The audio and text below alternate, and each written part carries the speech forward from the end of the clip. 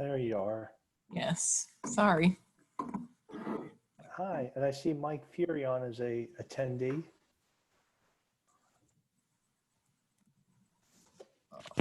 I have to give him access to talk. Oh, he is such a putz. Even Paul Carney can get on better than he can. What's going on, Mike? Hey, Mike, are you there?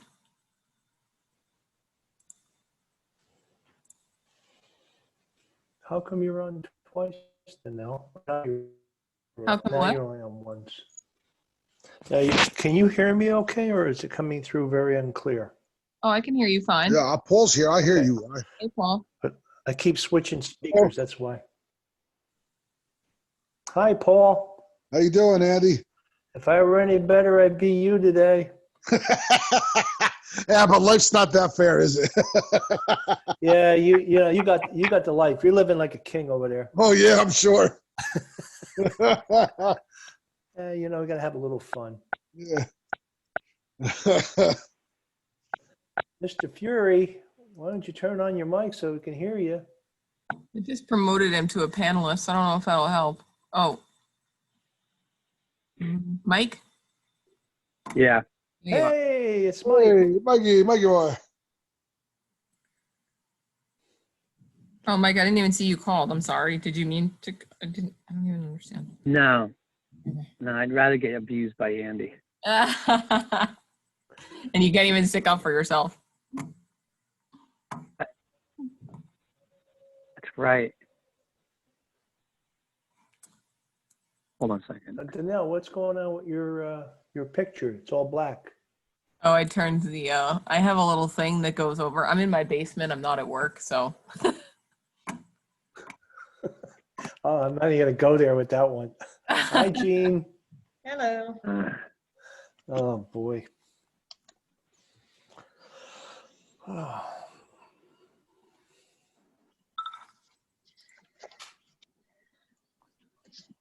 All right.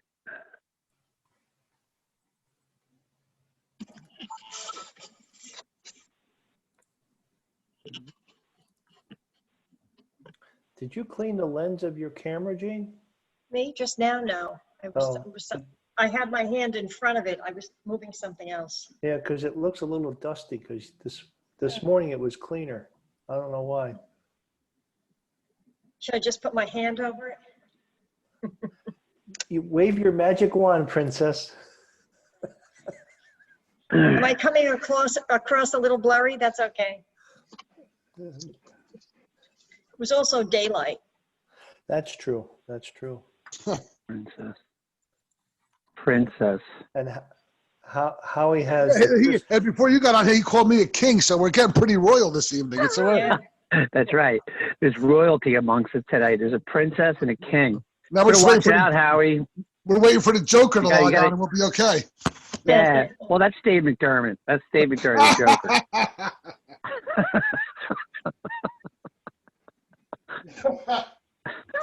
Joker. Andy just wants me to put all the lights on so he could see me clearer. That's right.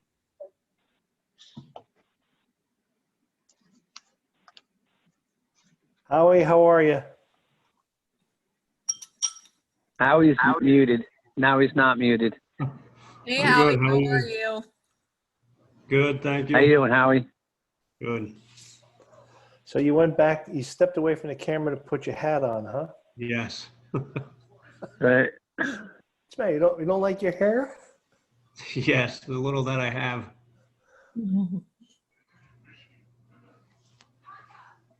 Why do I? Oh. Here comes Steve. And I don't think he's going to be on today yet. Is that correct? Who? Dave McDermott. Dave? He just had hip surgery. I know he had surgery, but he didn't tell me he was not going to be on the meeting. I think his email just said to send it minutes to his other email because he couldn't access his town email. I think that's what he said. Was that Paul who asked that? Was that you, Paul, who asked for that? Yes, it was, and I did Oh, it receive. was? I see. But I already had him. It looked like that there was going to be an additional email, which I don't think there was. It was just the same ones that I had already opened. I got so because they said there was going to be one today, and I was going to be gone. By the time I was leaving work, it hadn't been sent yet. So I said if there's going to be something additional, to send it to my personal email. But I have whatever is needed. I'm sorry, so I'm confusing you good. with Dave tonight. No, I still have my natural hips. I don't know for how much longer, but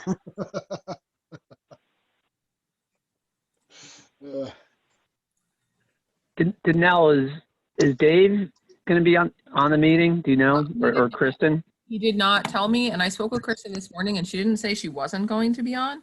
I'm Oh, Kristen. texting her now, and I've texted Dave, and I've texted Kristen. Thanks, Andy.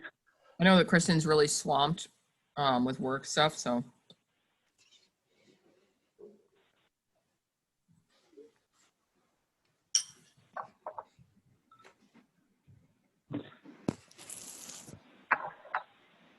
Well, we're gonna wait like a couple minutes for Kristen and Dave.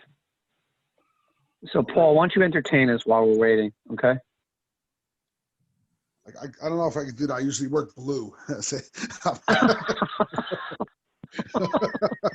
We have Rich, Rich Warner is on as an attendee.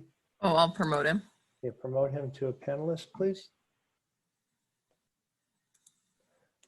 This Andy, man, he's quite the zoomer, I'm not, right, Andy?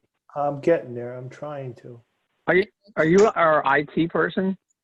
Are you the MUA IT person? I have to What do you tell you, think, I Andy? prefer Skype versus this. So Oh, this is okay. I was brought up on Skype in the GoToMeeting and GoToWebinar, so that's where I usually live. And Zoom and Skype don't like each other.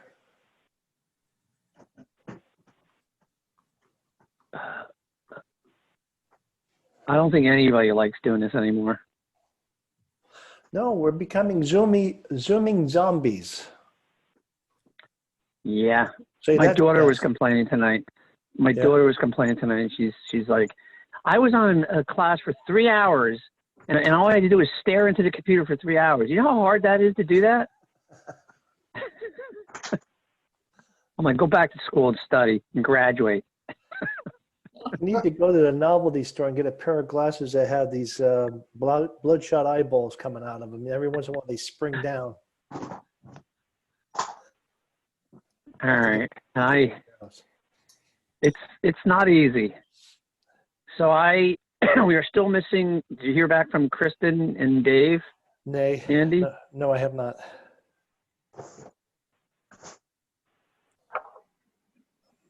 I guess it's time for a phone call. Let me try a phone call.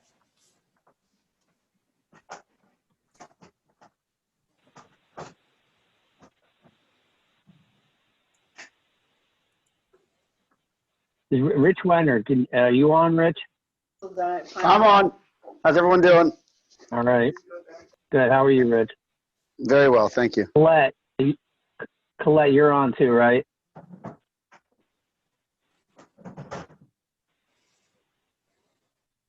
I guess she is. I see her name. Yes, Colette's there.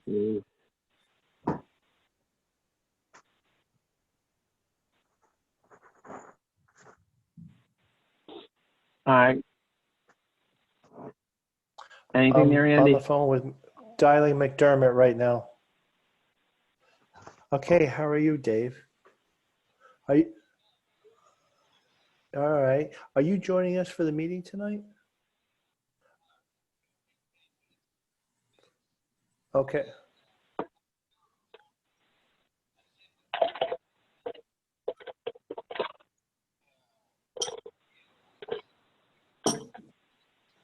Okay, very good. Tell them it's better than prime. Tell them it's better than primetime TV. I'll make sure I tell them. Okay, good. Oh, no, they all forgot. So I'm just confirming. So thank you very much. You heal well and enjoy those meds. All right. All right. Well, you get higher in the kite. We'll talk to you next week. Bye. You heard that one, huh? I guess Dave will not be joining us. No, he's still in the hospital. He's got the hip surgery, and they're feeding him his pain medication now. So he'd be hired in a kite Oh. to be able to vote. So it's probably good. Well, All I guess he's not on this one. right, let me call Kristen. How is it kite and able to vote? How's that make him different than most of the populace in this country anyway? So. Not touching that one. Harry, Hey, Mike, Howie that's like liked that, that one. Mike, that's that dangling participle we were talking about. Just leave it hanging That's out right. there. Don't ever dangle your Hi, participle. this is Andrew Petzker from the MUA. Is Chris going to be attending the meeting tonight? Okay.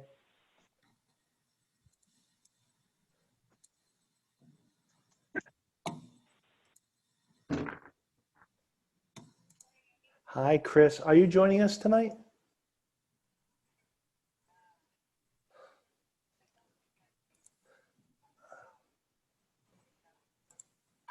Okay. Okay.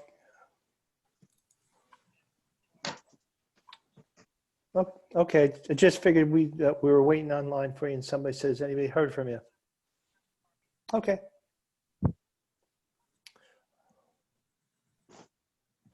Okay.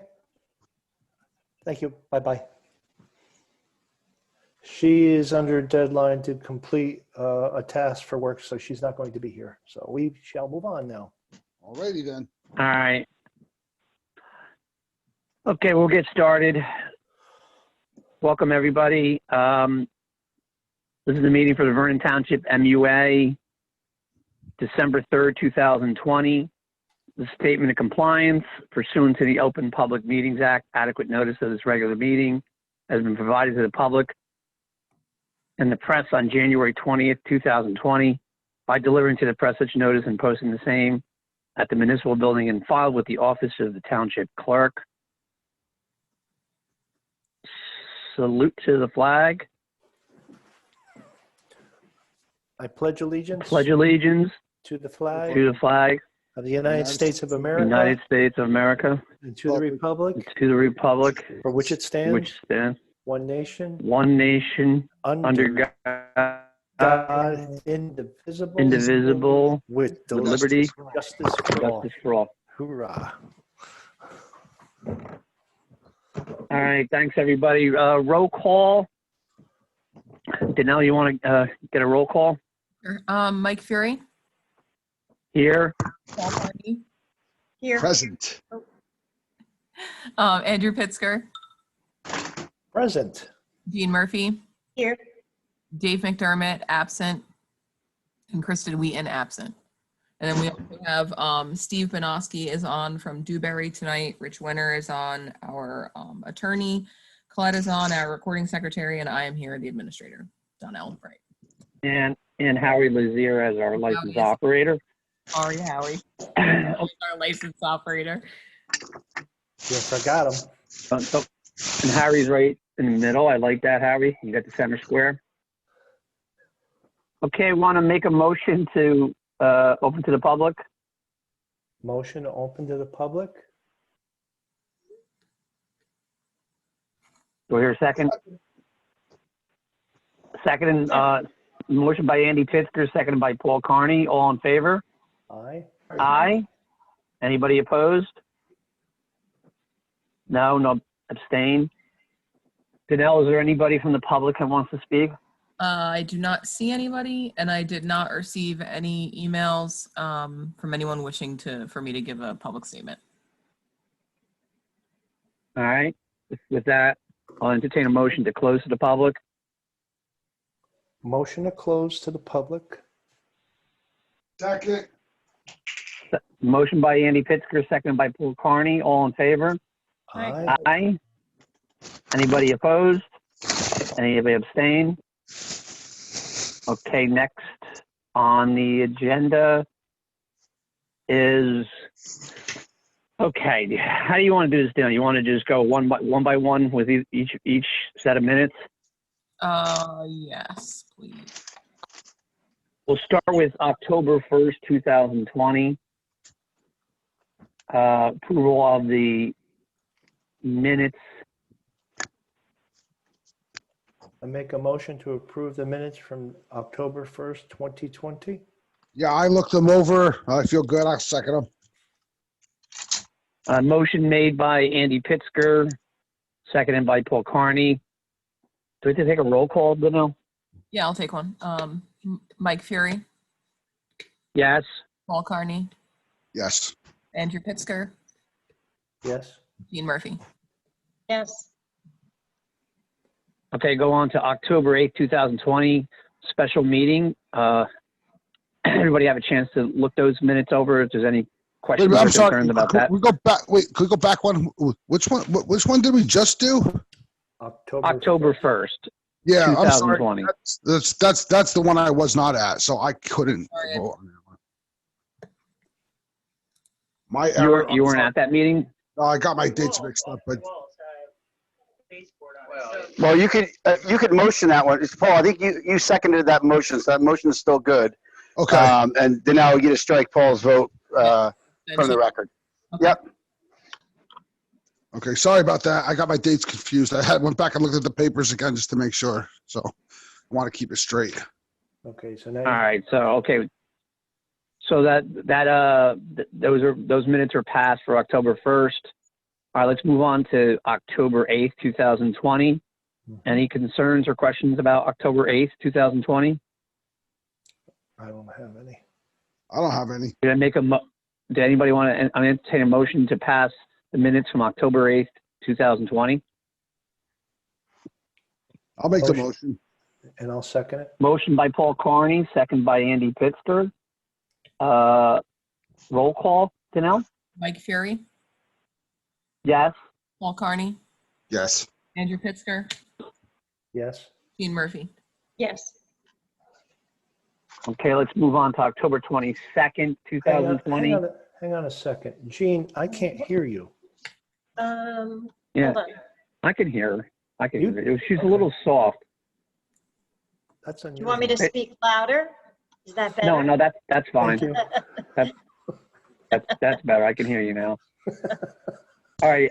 I keep it in lively. October 22nd, 2020. That was what I think was circulated. I guess there was just recently circulated. Did everybody had a chance to look at October 22nd, 2020? Any concerns, questions? No, this was the one I've been reading. The only, there's a lot of dialogue here on, especially on point 6. It's some in the future, just an improvement. Maybe we can break it up into smaller pieces, or break the subjects up a little bit. It's quite heavy as far as documentation on Yeah, those. it's a bit wordy. Yeah, exactly. And I left that meeting Yeah, at 7:30. Oh, you did. Yeah, We'll definitely make note of the 7:30 at the start of it, like we'll say Yeah. when you left the meeting. And then we will make note in the future, to Well, not make them as wordy.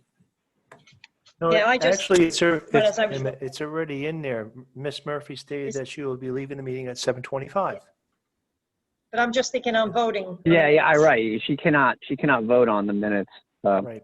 But She the note left the is, meeting early. right. Yeah, the note is on item 4. It's already in there. I see that. I think. Right. No, that. Okay.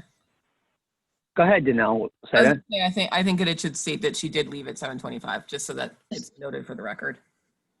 Just to confirm that I did. Yes. So we could just make that minor change. Any other concerns? What other, at I'll what entertain point a- was, at what point, I guess, Colette's gonna have to go back, and at what point was 7:25? Because she was here for some of the resolutions. And I think I left right when Paul was asking about the vote on the Luke Oil. I think I was leaving when Paul asked because Mr. Schottmeyer is a commissioner on the North Jersey Water Commission that Paul works for. All right, probably do is let Colette listen to the recording and find out exactly where that happened. It would have been right before the vote. Okay. Yeah, I think it was right before the vote. So, But it really, am I Well, just correct to- though? If she left early, if Jean left early, then she cannot vote on these minutes, right? no, I think No, what I Andy's think saying, I think she understands that. yeah, yeah. what Andy is saying Right. is he just wanted to know when that was in the minutes. I guess Andy's being precise to say, gee, it was at this time when Jean left. And I Yes, think, am. Yeah, right, so, it's not noted in the recording. It wasn't noted specifically in the recording, like we should have right. And noted. I think what happened is Paul said he was questioning whether or not he could vote because on that resolution for reducing or that the EDU for that building because of him working for the North Jersey Water Commission. And all I said was, actually, I believe that the tenant pays for that connection. And then I Right. left. So it was before that vote. So for Andy's purposes, before that resolution was voted on for Loop Oil. All right, that would be at section Yeah. C, just before section D. Okay. All right. So you want to make, Danelle and Colette, we'll make that minor notation on the minutes with that. Is there any other concerns in this set of minutes? I'm good with it. Can we entertain a motion to pass the minutes of October 22nd, 2020? Make a motion to approve the minutes from October 22nd. I'll second it. I'll second it. Motion made by Andy Pitzker, seconded by Paul Carney. Danelle, roll call. Mike Fury, Yes. Paul Carney, Yes. Andrew Pitzker. Yes. All right, moving on to November 5th, 2020. Everyone have a chance to review November 5th, 2020? Are there any questions that concern? Nothing that I could see. Yeah, when no one has any comments on those minutes, I'll entertain a motion to pass the minutes from November 5th, 2020. Motion to pass the minutes from November 2020, November 5th, 2020. So here a second. Second. Seconded by Gene Murphy. Motion made by Andy Pitzker, seconded by Gene Murphy. Danelle, can we take a roll call? Mike Fury, Yes. Paul Carney, Yes. Andrew Pitzker, Yes. Jean Murphy. Yes. Okay. Moving on to number 7, resolution 20-56, authorizing work order for pump station number 2 replacement. Danelle, do you think it's appropriate that we have Steve go over his proposal for this? Yes, I did not prepare him for that, but he is on the line. If he wants to quickly talk. No, I know he is here, so I thought, yeah, I think Steve would be good, Steve, if I glanced over, I read through the proposal. If you want to just quick, go over the proposal on the highlights and Yep, sure. So just for everyone's edification. let me open it up here. So I'm looking at the correct thing here. So last week submitted the proposal for the engineering services for the replacement of pump station 2. So this proposal, it covers design services, and we broke it into 2 parts: preliminary design and final design, along with permitting, environmental permitting, and then bid phase and award phase services, and then some construction phase services. So the preliminary design is working out some, the concepts to make sure everyone's on the same page, i.e., Wall Mountain Creek, the township, and to some extent Wind River, to confirm the flow calculations, the contributing flow to size the pumps, and then to do the hydraulic calculations to actually size the pumps, which takes into account the existing size and length and elevations of the force main. It would be a field survey. So we had a meeting today, and we can get to that, I guess, after this. But so that would be surveying whatever the location of the pump station is, doing a wetland survey of that location. The Black Creek is relatively nearby, so to do hopefully some very basic computations or analysis to demonstrate that the location is not in the floodplain. It's taking some borings. So essentially the wet well would be a relatively deep structure. Usually they're, I don't know, 20 feet deep, say, for example. That's just a guess. Maybe this is a little bit more, maybe this is less.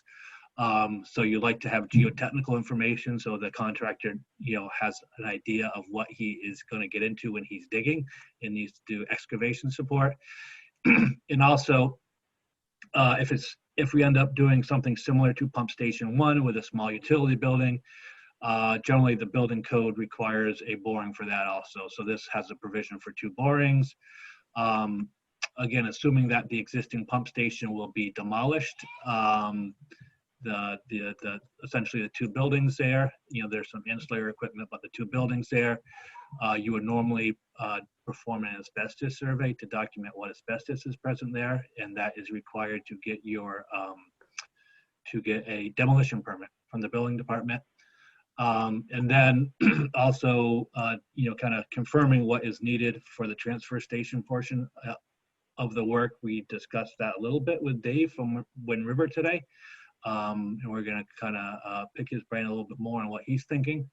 And then final design is, all those same items, in a more detailed fashion, working out the site plan, working out the mechanical and electrical design. There'll be some structural design, and then doing specifications and cost estimates and getting the plans and specs and everything else ready to bid.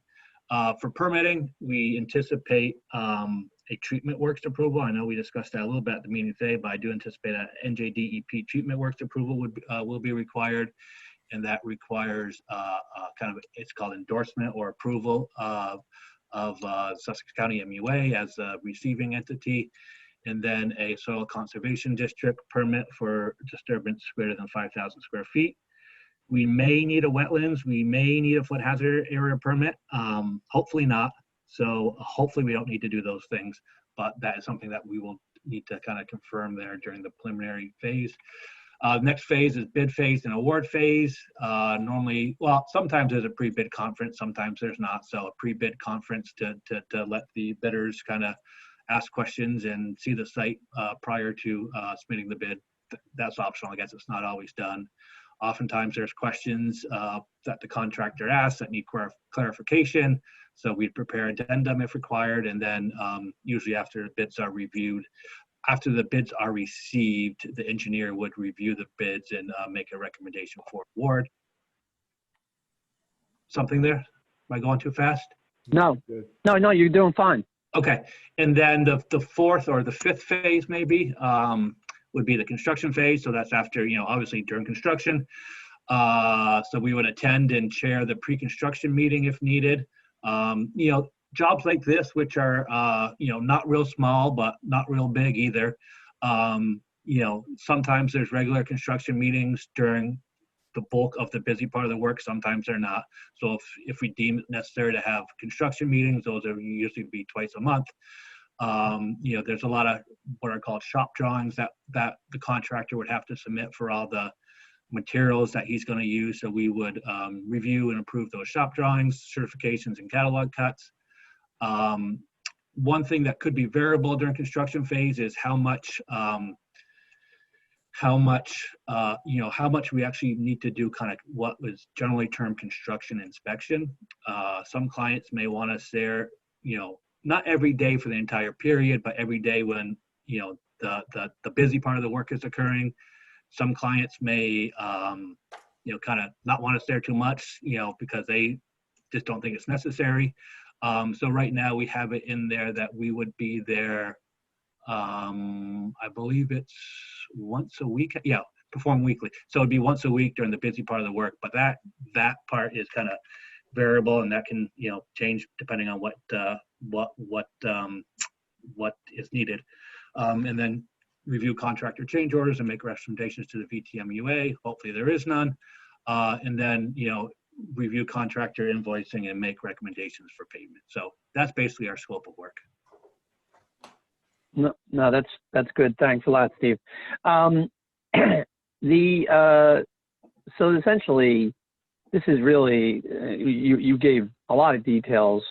This is everything that's going to encompass the entire project, obviously minus the actual hiring of a contractor to do the work. So it's from start to finish. So I appreciate that presentation. That gives us a good background of what's entailed. Anybody have any questions for Steve? Not at the moment. Andy or Gene, do you have any questions? Gene? I do not. Okay. Question. Steve, I have a. Yeah. I'm sorry, Andy. It might be the same question you have. Go I ahead. know there was a meeting today. Yep. That was attended by Mountain Creek, Wind River. Andy, I think you were there too. Yes. Yes. Yeah, Andy was there. Danelle. Was this the purpose of this? Steve, could you tell us what the purpose of what you got accomplished today for the meeting? Sure. So I guess the biggest, one of the main things that we wanted the meeting for was to discuss where, the pump station is going on Mountain Creek property. So to discuss where Mountain Creek felt would be most advantageous to locate the pump station. There was a plan, I don't know, 10 years ago, maybe even more, maybe 15 years ago, that had it sited essentially across the street from the entrance road to the Black Creek Sanctuary. Today, Mountain Creek indicated that they would prefer not to put something on that land currently. And they indicated that their preferred location for the pump station is, how best to describe it. I think it's just, boy, I can't get my bearings. It's just, if you were to enter Black Creek Sanctuary and kind of bear to your right, at that point, the pump station's on your right. So it's, probably 100 feet north of the existing pump station on an old, on a piece of undeveloped land there. It's kind of adjacent to the existing site. So that location is a little bit different than, it's different than what we thought it would be going in. Hopefully there's no issues with it. That's part of what we'll need to take a quick look at. And then the other part is when River was indicating their preferred location for, what you would call the transfer station part of it. And that transfer is really their mechanism to discharge their septage. And that was more closer to the main road. And there would, be a stretch of a segment of gravity sewer between where that transfer portion is and where the pump station is. So that was and then we walked both sites and reviewed the location. So that was, I guess that was one of the main goals of the meeting, to review those locations and go over it. And that was successfully accomplished. So I have All right, a good. question. Hey, I have Steve, a question with that. Go ahead, Gene.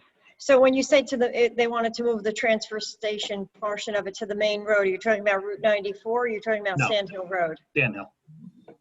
Okay.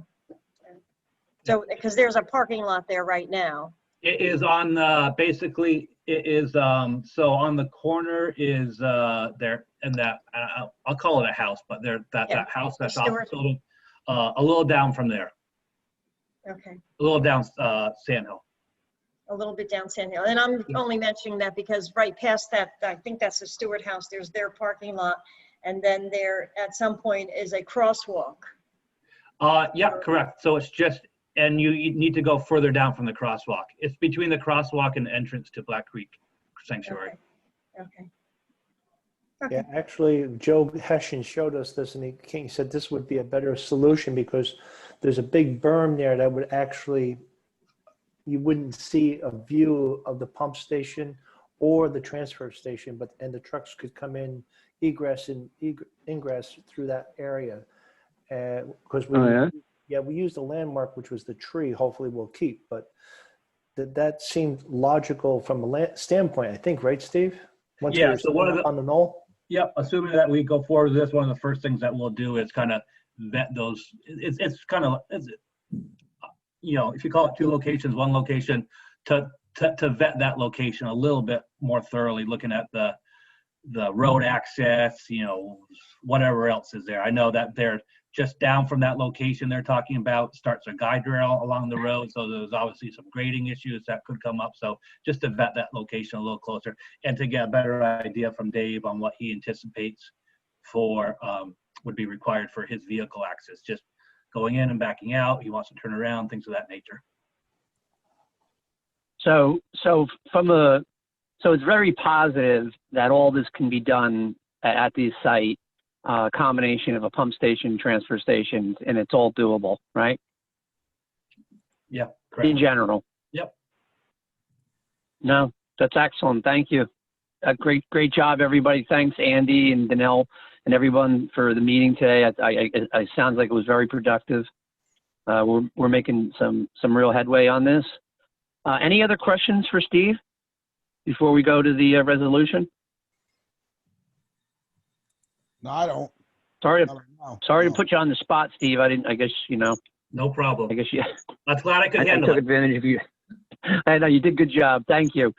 Oh, So, Steve, a reflection on the location. When we looked at that from the top of the hill, we also noticed that the main for the sewage system was right there coming off of 94. So it was actually an easier access than putting it across the street, correct? Yeah, there would be less pipe. There would be less pipe work required. Yes. Okay, but did you have any? and that may have an impact on the cost of the whole project. Yeah, and actually, one of the things that Joe Hessian said, he says he's not looking for a Rolls Royce. He wants a good functioning setup. So cost is a concern. So we have to keep that in mind because they're supposed to be also paying for this. So that was in there. I understand. Yeah. I Steve, completely understand you.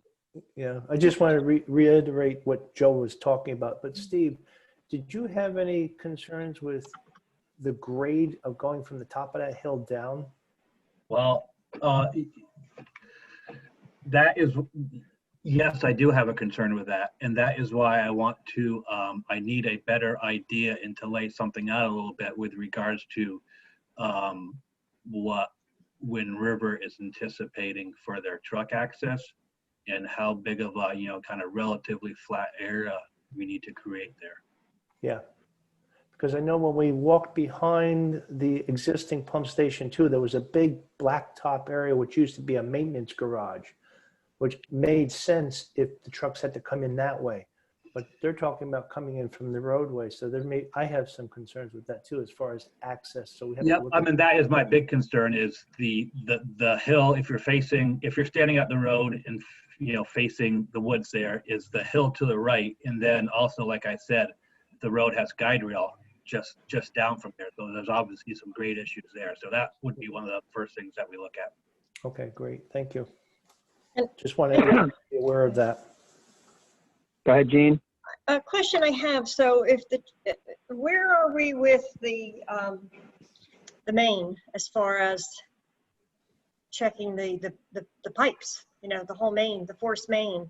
Are you talking about, yeah, we're, Gene, we'll get to that, because that's a. And I know, but I'm just saying is you're proceeding with this, but I'm just hand in hand. I mean, we're spending money on this, which obviously it's been long overdue, but I'm just bringing up the point of the force main because now you're committed with putting the transfer station down there as opposed to where they were trying to relocate it. You're really, Yeah. you're really pushing it to the force main that's running along the railroad tracks. That's all. Yeah, actually, we might as well. I know that's maybe a different topic, but Steve, what work have you any follow-up work on the force main evaluations, or either one, either Steve or Danelle? Yeah, can you? I sent out the request for quotes today. Steve got me some information. I think it was last week or the end of the Friday before, right before Thanksgiving. So they were sent out today. We split up the quotes for three of those projects like we've been talking about, and hopefully I'll hear from vendors soon. We sent them to the same vendors we did last time, and then I think one or two others. All right.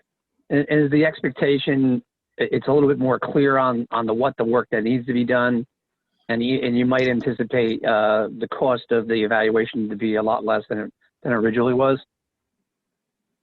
The cost of the cost includes multiple days with the replacement of the ARVs. So I do expect it to hopefully decrease a little bit because hopefully by going out for 3 different specs, like by doing the pressure gauge separately, I'm hoping that we can get a different vendor who wasn't able to quote on the other items to give us a quote for that. That might be a little bit less.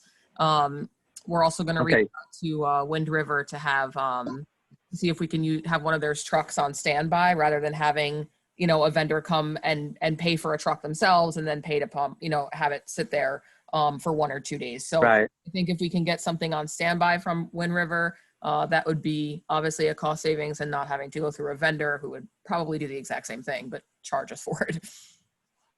Right. Is it realistic that we can, get these estimates in and we can review them for our next meeting? I think so. Yes, I would like. All right. Well, that's the goal is try to get the force main evaluation done sooner rather than later. Obviously, we need to know that before, as we get into the other part of they do go hand in hand. The pump station 2 upgrade and the force main evaluations are critical, so they have to be done at the right sequence. But Gene makes a good point. I appreciate that, Gene, bringing that up. The only other, I know this is maybe not an easy question, but I didn't look, detailed in the proposal, Steve. I don't want to put you on the spot, but like, can you give it like a rough estimated time frame to get I don't know, final design and the permitting done? Like, what kind of time frame do you think that you'll need? Good question. So the permitting itself, you send the permit down to Trenton, and that could very well take 3 months. It could be 2 months. It's not 1 month. Right. So I would hope that, so right now we're December 3rd. So, you know what? We had just talked about this in the office, drawing a blank on realistic. Yeah, I don't want to put you on the spot, but I was wondering if there's a rough estimate. Obviously, we approve you to move forward, and if we do, then obviously, as you go forward, you'll give us some kind of schedule. Yep. Oh, absolutely. We can provide us a design schedule, a schedule for, our anticipated design milestones and permitting and Right. ready for bid, and Right. then a rough guess on what we think the construction duration will be and when that could be finished. So Yeah, I think, you know, I appreciate that. we originally talked well, geez, I think Mike, you said in the spring, and you know, that's probably aggressive. That's that's my aggressive schedule. That is Yeah. me. That's my personality. And then I think the next goal shifted to at some point in the summer, and I think that's Right. and I think that is what we were last throwing around in the office. So let me work out a schedule for that. Okay, that's good. That's fine. Any other questions before we move on to the resolution? Just one comment here is that, you know, the total funds we're approving here for is $200,000. Yeah, Andy, I was And actually going to comment on that Go real ahead. quick. Yeah, when Go you guys ahead. got the resolution part. So I did include on here because I needed to talk to the auditor. I didn't get a chance to until after I had sent this around. I did not need to include a certification on here. That's why it's actually not signed, but I just wanted to put a total amount that we were thinking. I like to, and no offense to Steve as an engineer, but I like to increase the cost that the engineers usually estimate just to make sure that we have enough. But that being said, it says that it's coming out of special engineering with an account number. It's not. It's actually going, because if I were to put it into a budget account, we'd have to budget for this, but we're not budgeting for this. This goes into our regular, like it comes out of our cash because it's a due payable from the township. Mm-hmm. So it's unique because I don't. So Danelle, like, we could still vote on the resolution, Yeah, but I would just remove it. you don't have to certify the funds. You included that to clearly state that the estimated amount of money for this entire project would be $200,000. Correct. And I actually, I'm going to remove the certification of funds, but I needed to check with the auditor first to make sure that that was okay, that I not Right. funds, right? And like I said, it would just be a receivable from the township, you know, while the work goes on, and then obviously the township would get funding through iBank, and that's how, you know, the MUA pays out and the township pays the MUA back, similar to the way we did the asset plan. Yeah, but the total on this estimate is $180,600. And you've got $200,000 on this Yes. for a resolution, correct? Yes. Okay. And the reason for Yeah, that not to exceed. not to It exceed. says on the last, it says it's an award contract in the amount of not to exceed $200,000. Correct. Okay. Just want you to know this is $180,600 and not to exceed $200,000. I'm fine with that. All right. Any other questions or concerns, or we're going to be going to resolution 20-56, authorizing the work order for pump station number 2 replacement. Do I entertain a motion to pass resolution 20-56?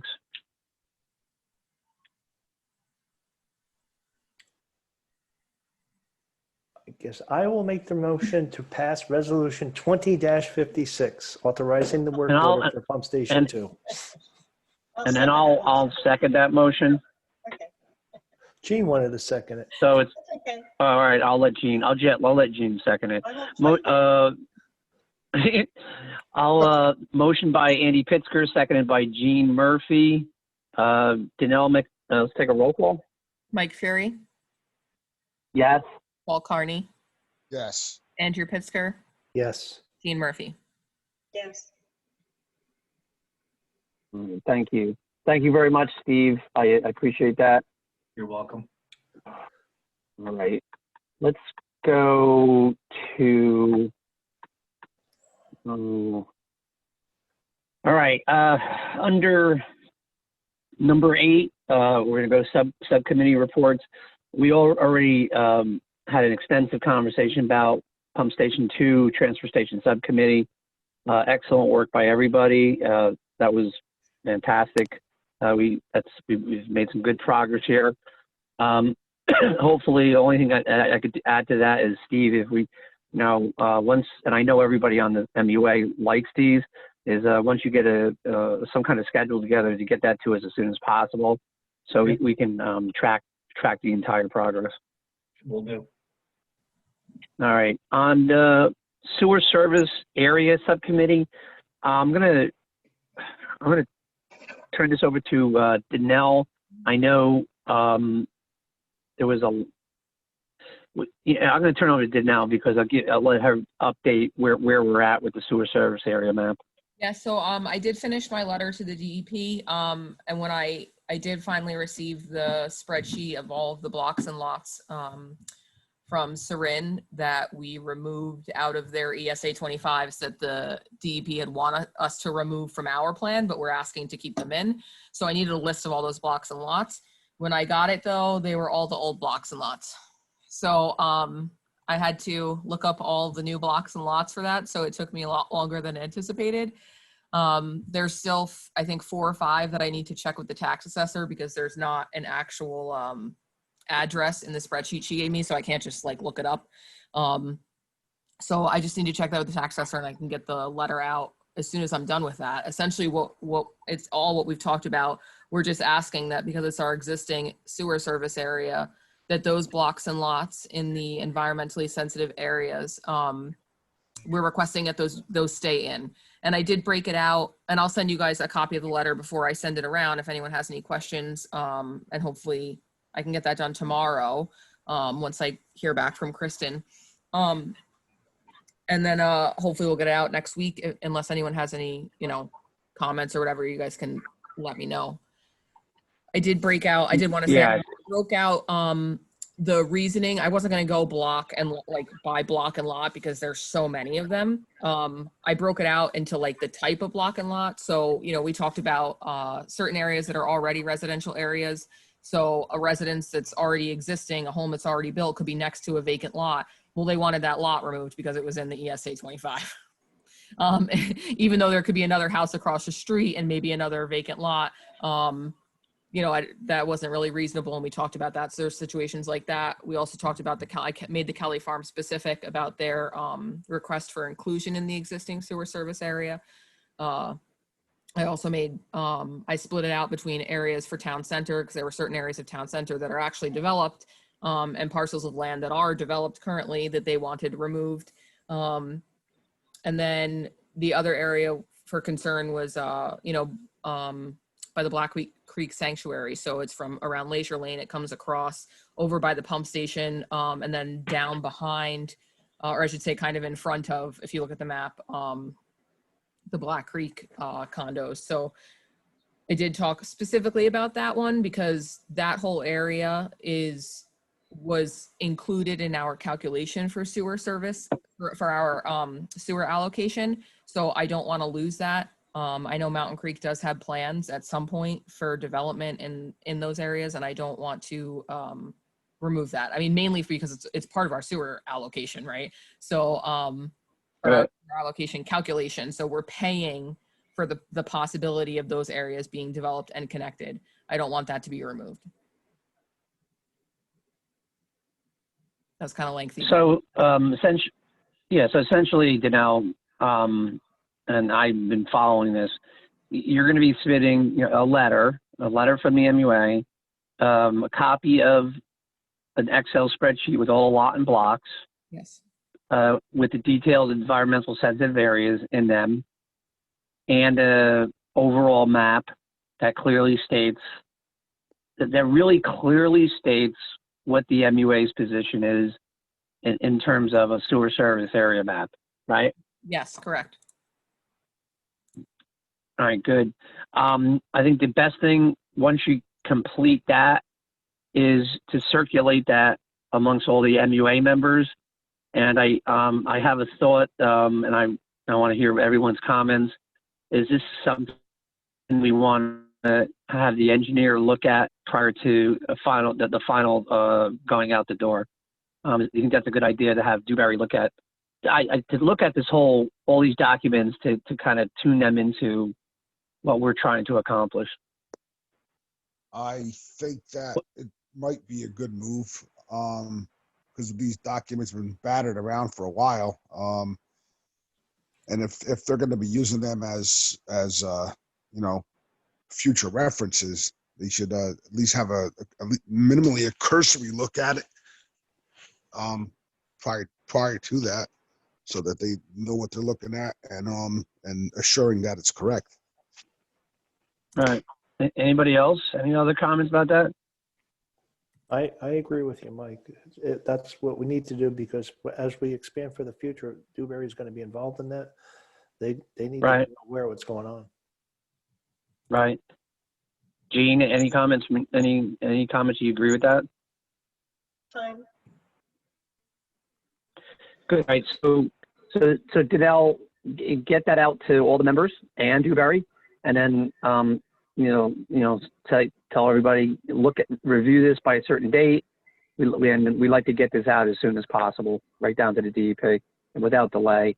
So the important thing, and I really can't state this enough, and anybody who has some dealings with the DEP, the sooner you get this down to the DEP and ask them to review it and give us final approval, that's what we need to move towards. So we got to put the DEP on notice that we have to.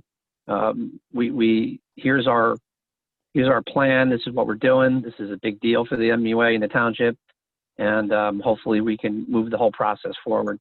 And not that I would ever thanks say, everybody. and not that I would ever say Go ahead. anything negative about how the DEP operates, but there's no one in the building, so Right. we have to get stuff there as fast as possible, because then it has to get disseminated and delivered to people throughout the state, because there's no central location anymore, and Right. some paperwork's been, for some people I've been talking to, they can't locate stuff, and we have to, whoever it gets acknowledges that they received it. Once we know who has it, somebody has to stay on them, because they're working from home, and I don't know if some people have a much larger workload than others, but some things are falling through the cracks, and we don't want us to be one of them. Right, and I 100% agree. And Paul deals, and we're in the business where we deal with the DEP on a regular basis, and in some cases Kristen Wheaton does too. She's not on with us, and then obviously Dewberry is well aware some of the difficulties that you get when sending things down to the DEP. So I agree with Paul that we have to stay on top of this, and we have to stay very close to it and connected to it, and make sure that people receive the information.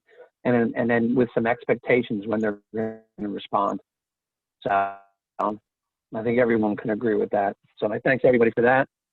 Anything else on the sewer service area subcommittee? We're going to go on the solid waste subcommittee. I'm going to table any kind of discussion about solid waste unless somebody has any kind of update on any kind of research that they've done. Gene, I'm not sure if you have any kind of views on this. I know we talked about the last meeting. Yep, I do. So we'll just table that for the next meeting. Bylaws Personnel Subcommittee. Nothing doing. That's Dave McDermott and Andy, and Dave's not on. Andy, do you have any update about that? Nothing at this point. One of the things that I like to look at in this subcommittee and bylaws is to add something about a model for the cost of actual hookup, because we have a lot of different information in there of licenses and everything, but the question that keeps coming up is how much is the total cost? So if we could put a model together that we can reference in there, it might be helpful for any applicant. It wouldn't have to be, it's never going to be 100% accurate, but at least all the different steps from the hookup to their house all the way to the line, what happens and where those costs are associated. We do not have a clean model. Yeah, I agree with that. That's not a bad idea. That's something we like to get an idea. And I've heard that from people when they come in. What's the expectations? What are the estimated costs? What has to be done? That should be clearly stated, and that'd be helpful for anybody. It should be coming into town. It should be a fairly simple template. I mean, it shouldn't. that's something that people should be able to get a pretty close answer to in a short period of time. It shouldn't take, hours or days to find that out. I mean, it should be this cost this, that cost that, and so much for how many feet of connecting pipe, or and that's it. It shouldn't. It doesn't have to be difficult and drawn out. Right. I Do you have agree. any model like that in your organization? We don't have to deal with that. We're too big. I don't deal with the. No. I think yes. I don't deal I with think yes, people's Steve. homes and customers that small. Our smallest pipe is 48 inches. I mean, so and our biggest is 102. So we don't deal with those little small hookups. I can tell you this. I can tell you, a typical water connection, and just the cost of it. They roughly are estimated between $6,000 to $15,000. So that's a rough estimate. But Steve, that's something I think moving down the road, if we can get some information from Dewberry, some kind of information, we want to put something together that's easily accessible on our website that anybody can click on, and they can get a better understanding what all the connection fees are, and easy to understand. And I agree with Paul, and I think everyone agrees, it's to make it as simple as possible. Because I've been trying to struggle through these bylaws and look at those estimates and permits, and there's no real checklist. So probably looking to restructure that so we can make it cleaner for any applicant to understand what they need to look at. So that's something I want to look at. But maybe, as I said, Steve, maybe there's a model in Dewberry that they use for hookups for houses that you can help give us some guidelines with. Okay, I'll look into it. Okay, thank you. Thanks, Steve. Anything else, Andy? That's it. Okay, thank you. Moving on, the Water Supply Subcommittee, there really hasn't been much activity on that. I know we've made contact with Suez, and we're going to continue to pursue something. Unless, Danelle, do you have any kind of update on the water supply? I did reach out to Corey because I'd never heard back from Suez again, from Tony. I wasn't sure if he has spoken to him yet either, to kind of continue to keep this moving along at some pace. So I'm just waiting to hear back from Corey about what he would recommend for to what to do about Suez. I mean, I don't know if I mentioned to you guys that I spoke to the iBank about how Suez can actually apply on their own as well. And we could put in an application at the same time. So if we do decide to do something where it's a joint financing where Suez pays for part of it and we pay for the rest, that they do have the ability to go through the iBank as well. And if they don't have any funds, obviously, it's a requirement for us to do that, to go through iBank. And even if they don't have funds, then they give us like a letter saying, okay, we don't have funding, but you can go out on your own. That's a DLGS requirement. So we would have to do that anyway, but Suez can do that too. And I know that the iBank doesn't have any applications from Suez before, so I don't know for water. So I don't know if they ever have done anything like that. Yeah, and thanks, Danelle. So this is back to Steve from Dewberry. We do have a water supply subcommittee. This is for drinking water supply. We've been in conversations with Suez on different phases of where this is going to go. I like to now, if you do me a favor and provide Dewberry as much information and background as we can have, so they can get up to speed on this. Okay. Because this is something we're definitely gonna look into sometime in 2021, and we want to move that forward. We're gonna need Dewberry's help with moving that. So instead of and I don't mind going to Corey as the town engineer, but we're gonna hope to rely more on our own engineer Dewberry to guide us and help us with the process. He's obviously going to be included in the process and key to it, but we're going to just get them all the information, as much information as possible, so they can get up to speed. Yeah, no problem. Thank you. Okay, moving on to the finance subcommittee. I guess the only thing, Danelle, separately, me, you, and Andy are going to meet separately soon, and we want you to describe, what we need to do. Yeah, so we'll meet and review the proposed budget, what I've put together for the proposed budget for next year. I think it's going to be a really good budget just because we've had a lot of savings, a lot of changes this year that'll help us out to keep rates where they need to be. We're not seeing a very large increase in the amounts due to SCUMA for debt service next year. I mean, it's an increase, but it's not like it has been. So that's a positive. And I mean, yeah, we'll be meeting about that. And then at the next meeting, we will be I'll be sending it around to everybody for review so that we can introduce it at the next meeting on the 17th. In January. No, 17th of December. So you, me, and Andy will meet prior, review it, and then present it at the next meeting, the full MUA. Yes. Is that correct? Yes, and then Good. there's certain limitations on the amount of time that we have between introduction and then we have to have a rate hearing and an adoption, and obviously the budget hearing and the rate hearing. So I figure do it on the 17th so that at the meeting in January, we'll have the correct amount of time to adopt by the end of the month. All right, good. Thanks. So that's it for that. Before we move on, I know we have an administrator update, but before we get to Danelle, I wanted to insert a licensed operator update.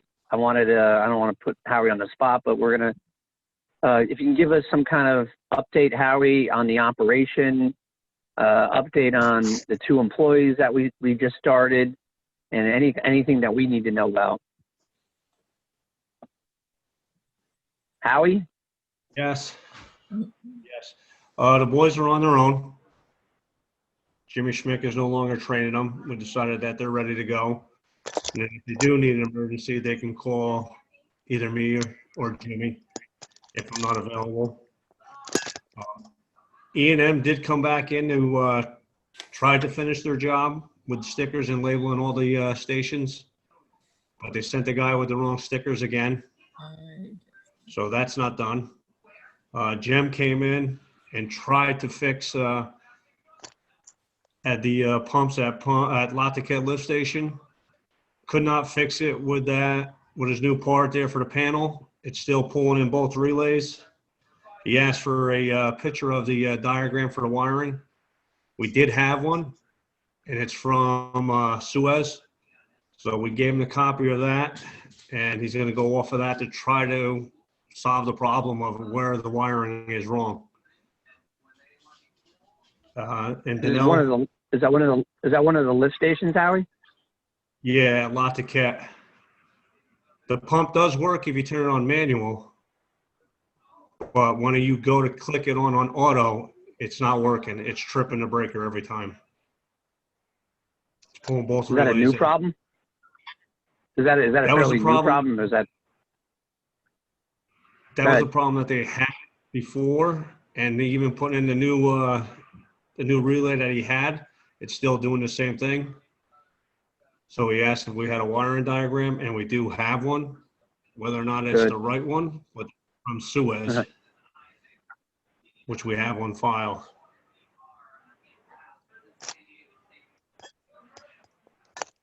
Yeah, hey, no, Howie. Hey, hold on. Hey, Howie, I gotta. The fact that we have drawings from Suez is probably not the best thing. I know you emphasize that. Those drawings for all the pump stations should be eventually possibly updated. Is that what you're saying? Well, yes, we don't have one, but this was one of their operators who actually drew all the who did it themselves when they did do the wiring. So he took it all into consideration in drawing it. So I'm just going off of that it's probably correct, but I don't know. Right. Yeah, right, exactly. Well, that's good to, that's something we want to address down the road. Yes. And then tomorrow the guys are measuring those 3 lids, Andy, that we looked at for safety. Mm-hmm. So they're going to measure that. And we're gonna try to set that up for RS Phillips Steel to make it for us. Okay. And then Okay. the railings for Black Creek, Danelle, you probably can help me out with this one. We're probably gonna have to look around to see who can make them. Yes, correct. Yeah, because RS Steel can't make them. So I have one recommended vendor that I'll reach out to, and then Howie gave me another one that I'm gonna reach out to tomorrow to just ask them for quotes and see if we can just get it done. Okay, that's important. Yes. But that's all I have right now. Hey, Howie, I have a question. The issue, I'm sorry, hold on a second, Paul. The issue, the keys, have we resolved all the issues with getting keys and having keys available at the office? You obviously have a set of keys, and then we can get a set of keys to possibly the backup operator. Yeah, if I we didn't need him to, update Howie about this. Sorry. I had the Yeah. pump station 1 key cut yesterday. We had a locksmith come out because for some reason we kept making copies and it wouldn't copy. Like none of the copies would work. So he came out and they work. So we have copies of that. We now have a full set. good. We're the backup operator. And I think that they went to make copies of the toolboxes that are in the car too, because I think the guys wanted copies of those for themselves as well. So they'll Yeah, get, because that, Right. we only had one set of that for that, and that was on the spare set in the mechanic's office. So you had extra keys made for the guys, which is good. And the backup, is there a master set that's going to be kept in the office? yes. Okay. Is there any need for the police to have a set down there? I don't believe so. Okay. No, that's good. Thanks, Danelle and Howie. Any questions for Howie on the operations? Yeah. And Howie, I appreciate you kept doing this. Go ahead, Paul. You said the new guys are pretty much signed, ready to be on their own. Do we have any documentation? Like, are there sign off or training sheets or anything along those lines that they get signed off by whoever trained them and get put into a file? And if not, We can we? do not have that sheet, but we do have a hour sheet that every time Jimmy Schmidt was with them. We don't have an actual sign-off sheet to say, you know, I trained them and good enough to go. No, we didn't do any of that. I think that's probably something we should develop. I know up by me at our facility, it's come in handy quite a bit. Because you have different stations, different facets to the job. Each pump station is different. Each lift station is different, and and the alarms are different, and understanding of the alarms are different. And you know, we do like point by point. Okay, he knows this alarm at this building, this, that, and the other thing. And if you have a list and they're all checked off and signed off, that you know the trainer and the trainee both sign it. It's good to have a record of that. It protects the MUA in some extent. If something happens, we have documentation of the training of the men. I know that at times during audits, DEP they ask for some of the strangest things, and they've asked about the training of the people. Yeah.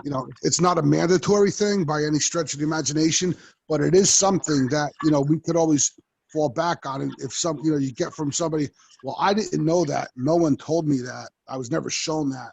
Well, then you go back to the training forms and you say, well, yeah, here it is. And you signed it. So, Yeah. It's come in handy for us on a number of occasions. Like, it's like I said, it's not a regulation. It's not something that's mandated, but it's something that could protect, the MUA in the future, and especially in regards to the safety aspect of doing any job function where, fall protection or anything like that is involved. If that's all incorporated into the training sign-off sheets, it's something that we found to be helpful should a situation arise. Yeah, and I wanted to add to that, and I agree with Paul that we need to develop some kind of training checklist, and including, because we had this issue early on about confined space training, and I know we all want to get all these guys confined space trained and ready for that. All that has to be included. I'd like to develop some kind of training checklist, and they all, Howie signs off on it, the trainer signs off on it, they sign off, they understand it. And Paul is right. It will be required when DEP auditors come to do an inspection. And I think it's good to have checklists. We have operation manuals, and then we have a sign off on training. And that's a well documented. And we need to document all those things. And I agree. So if we could develop something like that and get them all trained and signed off, Howie, I think that'll be good for everybody. And I want to point out, Howie, we appreciate how quickly you moved on this and got this done. I think it's a great thing for the MUA and for the township. And it's significant that they're on their own in such a short period of time. And I got to give you credit to and Danelle and everyone in Howie to get that done and this kind of, this. And it's a good thing for everybody. I think everyone agrees, we want to move to this kind of way of operating the MUA. Anybody have any other questions for Howie? Howie, question for you regarding 2021 training. Any plans of what you would like to do with Zach and Matt? Well, we definitely have to get confined space. Okay. That's the first one because that was canceled. And then it was scheduled again, and I believe it got canceled again, Danelle? Yes. Do you know that? Yeah, I believe so. Is there any other training for next year you want to put in? I didn't hear you on that one. That's all right. Is there any other training? Any other training? No, that's our biggest one, really. That's the most important one. Okay. Yeah, I agree. The confined space is the most important. And Howie, and I talked to them because I met him out both. And I'm sure that you'll encourage them to do this. I think it's highly recommended they take the operator class and they get into that correspondence class as quick as possible. The intro to water and wastewater is a pretty lengthy, this, Howie, it takes a long time to get through. And we want to encourage these guys to get training on becoming, a C1 operator. And there's a lot to that. It's going to take a long time to get that. To get the experience, but if we start now, if we get them both to do it, I think they both enthusiastically want to do it.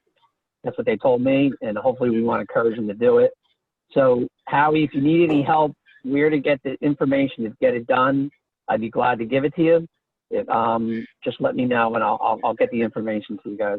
And with that, in regard to the courses, are we gonna do something where those guys, if they decide to take the courses, they pay for it, and upon passing the course, the MUA reimburses them? Or is it going to be out of their pocket? I would think that we would strongly encourage them to take it, and we'd reimburse them. I don't know what everyone's feeling on. I mean, the costs are, they're not as steep as, to take the class and get all the books and all that. We're talking $150 to $200. Okay. To go apply for the exam, who knows that nowadays it might be $100, $200 to apply for exam. They're not astronomical costs, but they're, those costs are well worth encouraging them to go get a license. Yeah, it strengthens our whole unit. So, I have some input on that. I do have to say Sure. that on the municipal side, the town pays for everything. They pay the fees, they pay everything up front, pass or fail.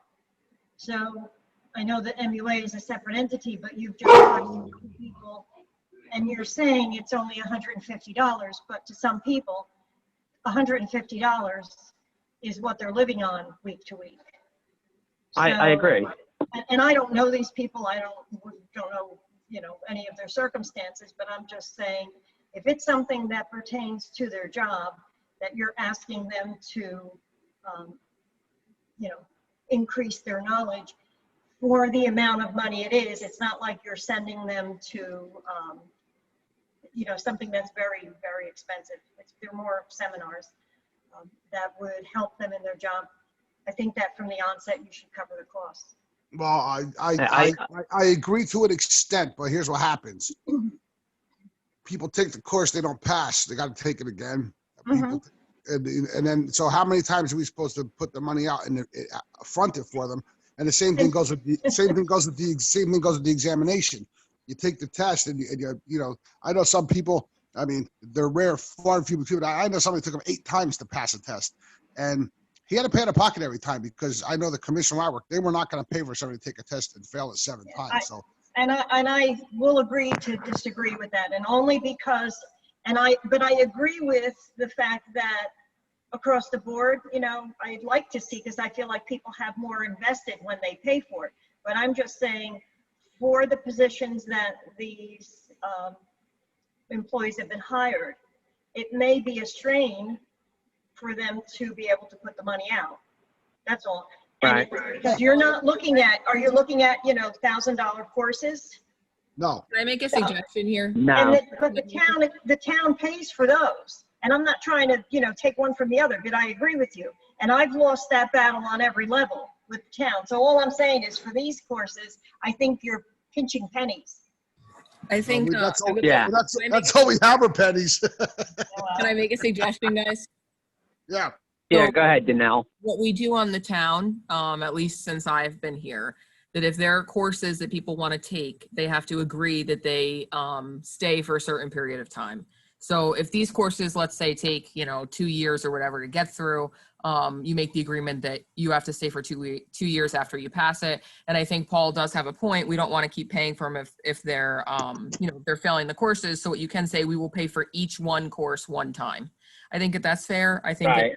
I think That's fair. yeah. That's No. fair. And we That's fair. sign it. And, No. and to give everybody an idea, the time frame. I know Howie, when you took the class, it was 180 hours, but that was in person. When you take the intro to water and wastewater, you have 6 months from start to finish when you sign up and to finish the course. And then I think, and correct me if I'm wrong, Howie, in order to take a C1, you had to have a 1-year experience before you even can sit for a C1, right? Yes. Do you recall? That's correct. Yep. So the time frame is take the course, takes about 6 months. The estimated cost will be about $150 to $200, and every time you take an exam, the estimate is it's the same amount, $150 to $200. So I agree. Let's put this. I think it's a great discussion, but I'd like to put it on the next meeting's agenda, that we can just hammer out the details, so we can give Howie and everyone some direction. We obviously want to encourage these guys to go take the class, and then more importantly, Howie, you're right. The confined spaces, no matter if you or anybody else in the town, we need confined space, and that's critical. So let's try to follow up at least on the confined space, and we'll work on everything else at the next meeting. Hey, I got a question in regard to the safety stuff. Are these guys required to have, because there are some chemicals involved, right? At the one pump station, we have the big tank, the odor suppressor. You have a biocide. Okay, so I'm not sure what's on site at other places.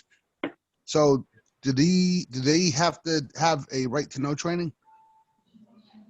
Yeah, we will have that. I say we, but the town does give the right to know classes. Oh, okay. We do take them. So when we do have them, and You'll include these guys. right. All right, very good. Now back to suggestion with the classes. I think that we probably should pay for them to take the course, and let them be responsible for their exam until they pass it, and then we reimburse them that money once they pass and get their license. I agree with that. Yeah, that's fine. That's exactly the way we do it, and most utilities do it that way. And that's an incentive program, and that's what we'll provide, that incentive. I think that's a great idea, Howie. Duly noted. Any other questions for Howie? We appreciate you coming on, Howie. Thanks for doing this. This is helpful. I think we should do this every meeting. It's helpful to get you here and get everybody updated on what's going on out operationally. All right. Yes. Next agenda item. Thank you, Howie. Danelle's administrator update. Any items that we didn't cover? No, I think we've actually covered everything, so. Did I ruin your administrative update? No, it's fine. It's fine. Okay, good. Let's go to the commissioners' comments. We'll start with Andy Pitzker, top left. All right. Well, I'm not on the top left compared to that, but that's all right. One of the questions, or what's on my checklist, is the Green Realty update. Where are we with that? Have we heard anything back from I them? have not heard anything back from them.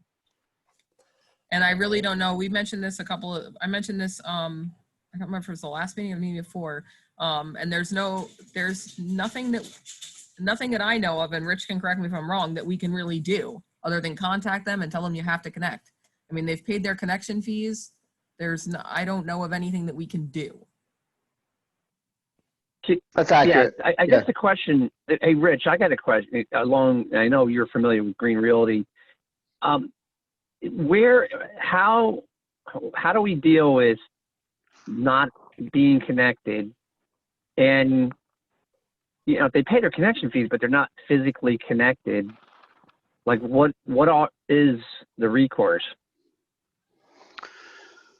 We have, because we have the mandatory connection requirement, and I'm just going to pull it up with me right now, so bear with me. But because we have that requirement in our rules and regulations, then the enforcement action that we can take is really it comes down to money and billing. So I believe, let me just pull this up.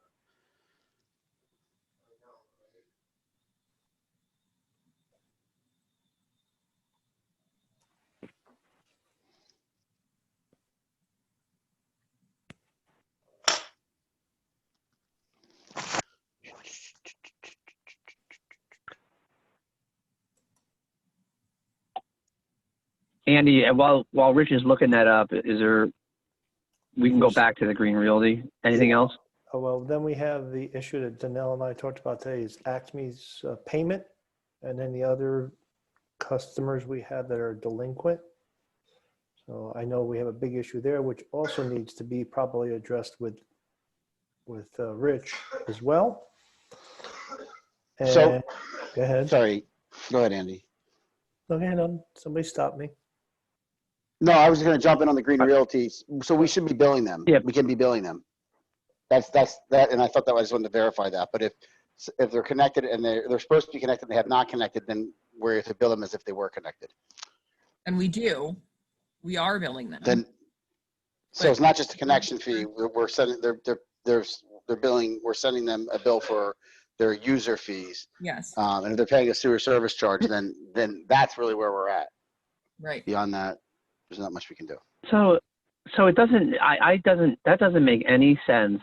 Why they would, if they're paying for the service and they're not physically connected, like why would a business not put a physical connection from the building down to the force main? Like why wouldn't they do that? I can't even comprehend what is the advantage of that, or why not doing it, and what is the enforcement, or what can we do to make them hook up? I know this is like, splitting hairs here, but we need as much flow as possible. Sorry, Mike. I'm not. That's my question. I want what's your opinion to know? I got a question on your question there. So if someone has to pay a user fee, whether they're hooked up or not, okay, does it really matter if they're hooked up, if they're paying the money? The whole point of us needing flow is to pay the bill. So if they're paying the bill anyway, does it really matter if they're contributing to the flow or not? Yeah. That's. I know in the big picture, I agree. It's almost as if when there's more users on the service somewhere down the line. That'll just be, and we're meeting our flow, and we don't have to get more flow because we'll have people that are paying that aren't even hooked up. So, if they decide to do it that way, we'll pay and not use it. I mean, what's the harm to anyone other than their, bank account? And it's their choice. What do you think? Yeah, what do you think, Andy? I mean, why the heck are we putting this? We can just charge everybody down 94. The same thing is that you're going to get charged a sewer fee no matter whether you hook up or not. That sets a different precedence I'm a little concerned with, but then you get into the county measurements of nitrate levels and they impact that with just one place. And then other places are saying, well, why should I hook up? And we had this with the person on 94 at the flower shop.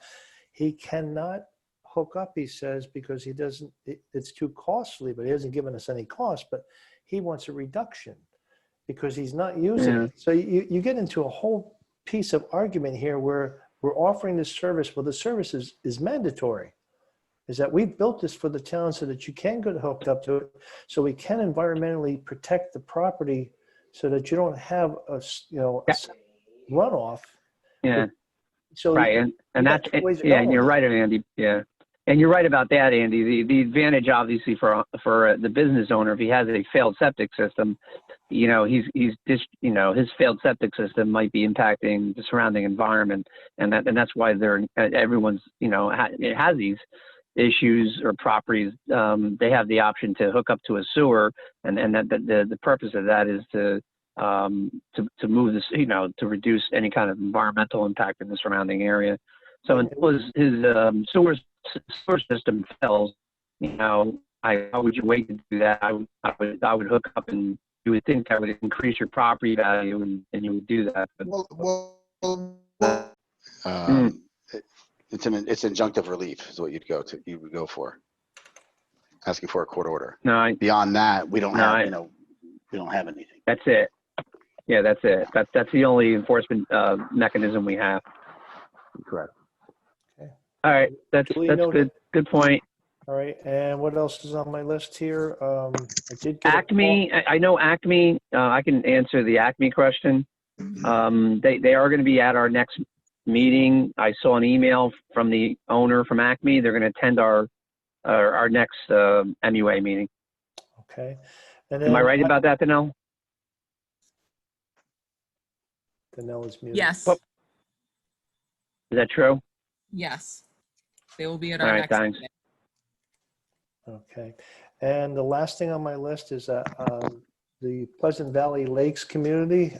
Some people from the association have approached me and asked me what is the opportunity for them to hook up in the future. And I said I would make an inquiry on it, but they're actually, I believe, outside the sewer service area as of currently looks from what I can tell on the map. You said Pleasant Valley? Pleasant Valley Lakes, yeah. Yeah. Yeah, so they want the sewer line to run up the mountain? Yeah, that's what they're looking for, because they're having a lot of septic failures up there, and all of a sudden they reached out and said, what's the opportunity? I said, one, I believe you're outside the sewer service area. About zero. Yeah. Yeah, slim to none. Yeah, so I said, and the other thing is I think you're going to have to go to the county for any relief on that, because climbing that mountain's a bit tough. So. Right. Yeah, they reached out to me about that, and I said, I don't see any benefit for it. And it's also, after looking at the map, it's outside of our sewer service area. Okay. So we have people who want to hook up that can't, and people that don't want to hook up. Yep. Isn't that ironic? No, actually, Anything it's else, not, Andy? because the cost of a septic system outweighs the cost of connecting to a sewer that's running in front of your house. So, but their alternative is that's what they have. But people that could connect to the sewer don't want to connect to the sewer. So it doesn't matter. No, just wanted to know it was approached. Okay, that's it. Thanks, Andy. Gene, any comments, Gene? I've said enough.